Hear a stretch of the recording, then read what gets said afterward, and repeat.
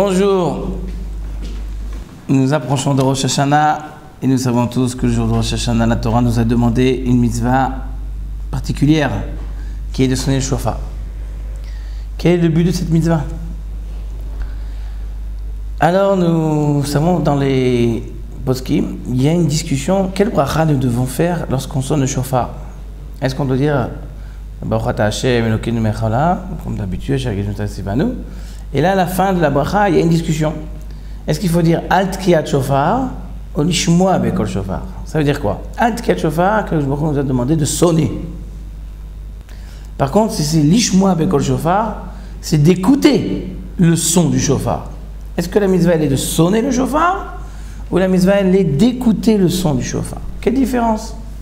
L'halakha tranché dans le Shulchan Aruch, d'après la majorité des opinions, il faut faire la bracha lishmoa bekol shofar, d'écouter le son du shofar. Et quel est cet intérêt? Quelle est la discussion?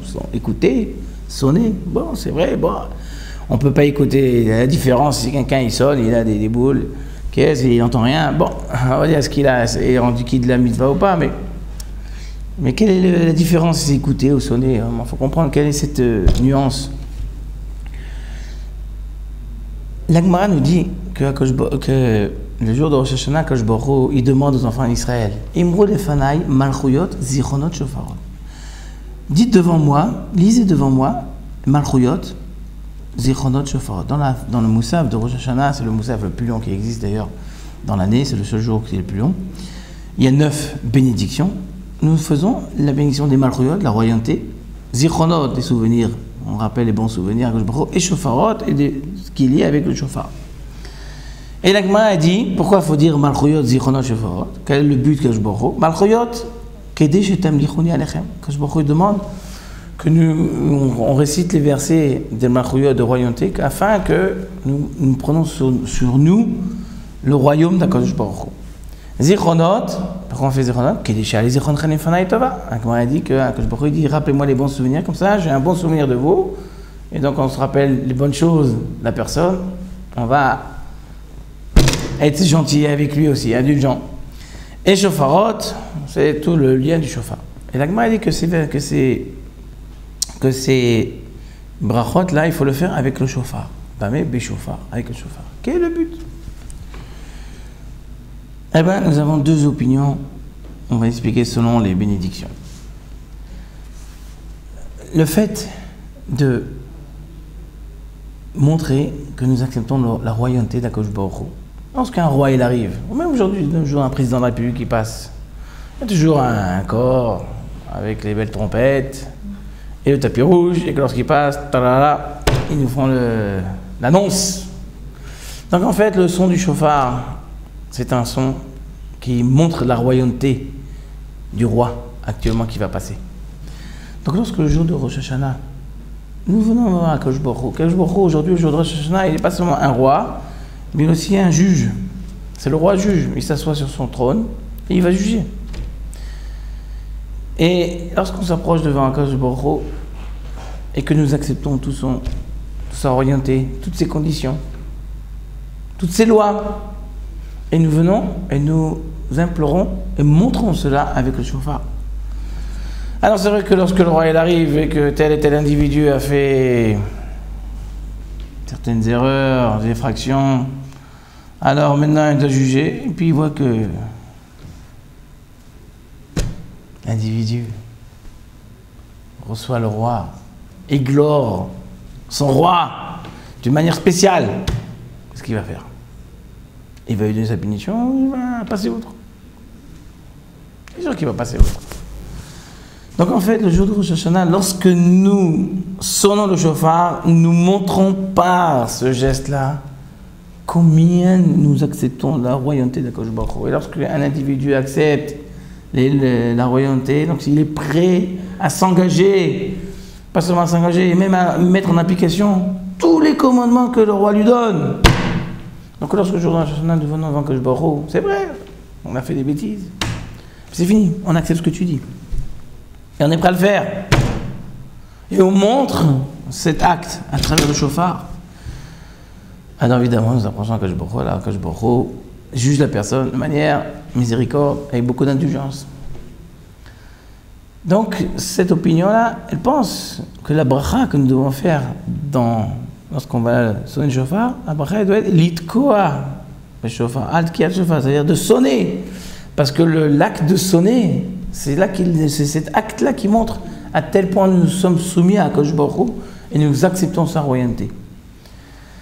Par contre, l'autre opinion qui pense que la bracha elle est, et c'est ce qui est dans la hacha, c'est l'ishmo avec le shofar, c'est écouter la voix du shofar. C'est marqué dans les commentateurs, dans les poskim. Pourquoi? Parce que le fait que lorsque on entendait avant le chant du shofar, ça faisait peur à tout le monde. C'est comme une sirène. Lorsqu'il y a une guerre, on entend la sirène. Tout le monde a peur. Ça veut dire quoi? Ils sont en train de nous envoyer des missiles. Il y a quelque chose qui se passe. Donc ça fait effrayer la personne. Donc le jour du son du shofar, c'est marqué que le son du shofar doit nous effrayer à tel point de nous réveiller le jour de Rosh Hashanah à la Teshuvah. Nous tellement nous faire peur. Aujourd'hui, Akadosh Baruch Hu, il va juger chacun d'entre nous. Il va regarder ce qu'on a fait toute l'année. Il va commencer à peser. Et qui peut dire que sa balance va être positive plus que le négatif? Qui c'est qui peut prendre sur lui ce bitachon, d'être sûr? Personne. Les Tanaïm, la Moraïm, eux-mêmes disaient, on espère d'être 50-50. Alors, on peut nous dire, on va être plus que moins. Alors le Rambam il dit que le shofar, même que la Torah est obligé de le sonner, mais il y a une idée dedans, il y a des allusions, c'est de nous réveiller de notre chemin, de changer notre comportement, de changer toute notre personne, d'aller dans le chemin de la Torah. Et donc, la mitzvah elle est d'écouter. Parce que seulement quand on va écouter, on va être tous un peu secoués par le son du shofar. Alors, quelle est cette idée de dire les malchuyot, de dire tous ces versets-là de royauté avec le shofar? Ben, c'est très simple. Comment nous pouvons accepter aujourd'hui la royauté d'Akadosh Baruch Hu? Pendant toute l'année, qu'est-ce qu'on fait? Ah, on passe à droite à gauche. Ah, on a été voir la halakha, c'est moutard, ça sourd. On fait pas attention, allez. Messieurs, il y avait un policier derrière nous. Lorsqu'on conduit, c'est un policier, on va dépasser 120. Il est marqué 120, on ne dépasse pas 120. Mais quand il est pas 150, 160. Hein? Bon, j'ai pas dit que c'est ça qu'il faut faire, mais malheureusement, beaucoup font comme ça. Alors c'est pareil, toute l'année, on oublie Hachem. Alors le jour de Rosh Hashanah, on ne peut pas l'oublier, il est là, il est en train de juger. Qui c'est qui peut oublier? Simplement, si on veut que Akadosh Baruch Hu soit avec nous indulgent, il faut que nous nous soumettons à sa volonté. Donc il faut que nous soyons prêts à changer. Pour être prêts à changer, il faut faire tchouva. Alors le son du shofar nous réveille. C'est le coup de marteau, c'est le coup de bâton sur nous qui nous fait réveiller. Et lorsqu'on est réveillé, on veut changer. Comment on a pu faire telle chose? Comment on a pu faire telle avérote? On veut tout changer à Akadosh Baruch Hu. On accepte ce que tu dis. On accepte, on prend un Akadosh Baruch Hu, on le met dans notre cœur. Maintenant, sa place, elle est ici. On fait attention à ce qu'il demande.